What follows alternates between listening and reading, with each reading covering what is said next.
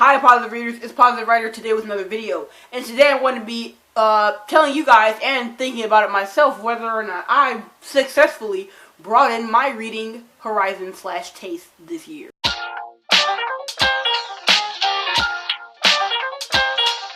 At the beginning of this year, the very beginning, probably like the first video I made of this year, I made a video saying how I wanted to broaden my reading taste. I wanted to read more of different things instead of all the same YA fantasy mess that was really annoying me at the time. And so I want to know now, at the end of the year, almost 2020, I want to know how good I did. I had some specific goals, and one of them was to read 75 books, and I'm well on my way. I said well on my way like it isn't like a week or 6 days away from this year being over. But anyway, I am very close to reaching that goal, and I'm confident that I will be able to. In addition to that, I wanted to read a lot more books with black characters, main characters specifically, and I successfully did that for sure. Some of the books on this list, and also just in general, I did read a lot of books with black main characters and stuff, I think. So I think that I definitely did good on that one. I also wanted to read 10 books with trans characters in them because I realized that I don't read that many, and I want to read more, and I read 9 so far, and I plan to read at least, obviously, one more so I can get that 10. But I'm excited, and I'm glad that I've done that because they've all been great, and I have not been disappointed by any of them. And then my last one was to read a list of books that were across different genres, basically to help me expand my horizons. And they really did help, especially a couple that I'm going to be talking about now. So, without further ado, let's just get into these books. The first book that I had on this list basically was to read Children of Blood and Bone by Tomi Adeyemi. And I did. I read it. I loved it. 5 out of 5 stars. I really enjoyed myself. And still thinking about it now, I bought it at BookCon and it's over there on my desk and I love it. And I'll probably read it one day because it was that good. I have a review up. If you want to go watch it, definitely go watch it. It was really important for me to read a book with an all-black cast of characters and just set in like Nigeria and stuff. And like, it was beautiful. I loved it. It was amazing. Next book on the list was A Blade So Black by L.L. McKinney, another book with a black main character, and I enjoyed this. I thought I wasn't going to, and I didn't like that much until like the very end. Then it started like to pick back up, and then I really loved it, and I'm excited for the second book, which I think is out now. Yeah, and so I'm not telling you what these books are about.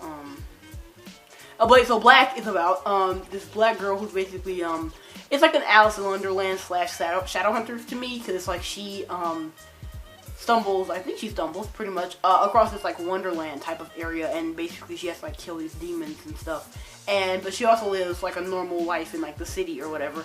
And you know, yeah, and it was really good. Urban fantasy really isn't my genre, but it was still a really good book, and I want to read the next one. Next book on this was Nevernight by Jay Kristoff, and I did not end up reading this book. I wanted to, I started it, but I know that I'm not in the mood for it, and I like it a lot, but I know I'm not in the mood, so trying to force myself to read it will just take time away from my other reading, and also just make me mad because I don't want to read it right now. So I'm not, and I'm not going to force myself to, even though May the beginning of the year would have been like, you better read it because goals are important, and they're important to follow and follow through with.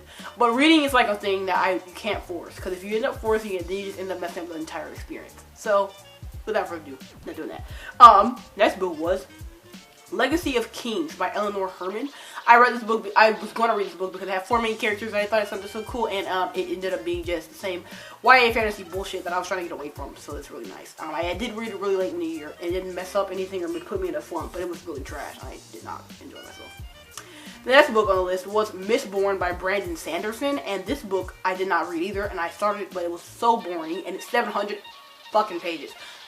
That would have been the longest book I read this year, and I started it so late, I knew I wasn't going to read it because it was just boring, and pushing through that and trying to keep up and go to a part where I start getting interesting, I wasn't down for it, so I stopped, and I'm not going to beat myself up over it because the point of broadening my horizons was to read different things, and both of those books that I didn't read are fantasy, and that is something I always read and always have read, so it's not really a loss at all.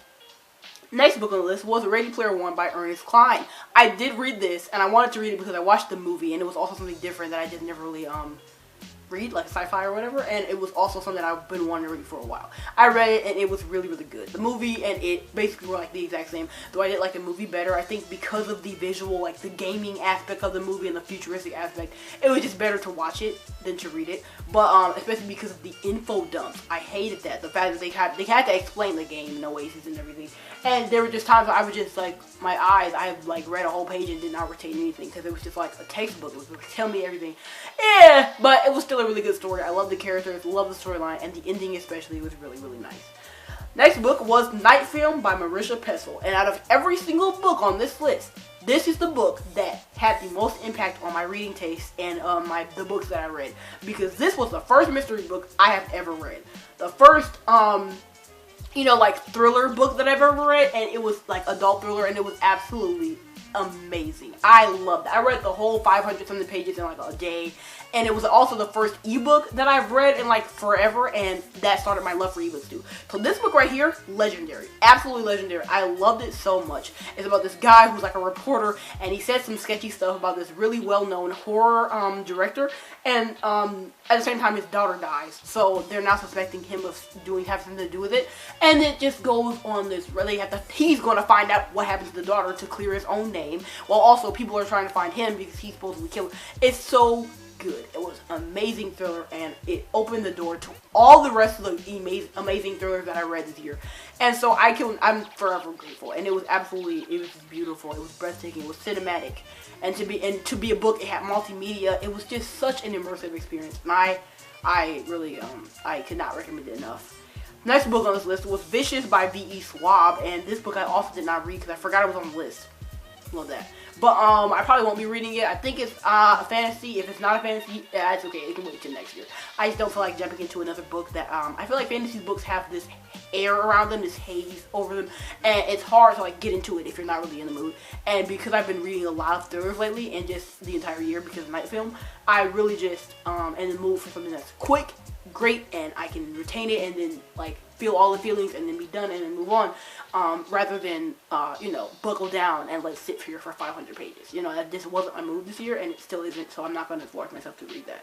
The last book on the list was Beast Made of Night by Toshi Onyebuchi, and I really like this. The ending left a lot to be desired, which I've said 1,000 times, and probably every time I talk about this book, but still it was enjoyable, and I'm glad I've read it. It was amazing. It was like Nigerian, about this boy who basically is a sin eater, which means that he eats these beasts called sins. They're called sin beasts, and basically they hold people's sins. So when somebody sins, it like comes out, and he has to go and he has to eat them, and then he has like marks on his skin from it.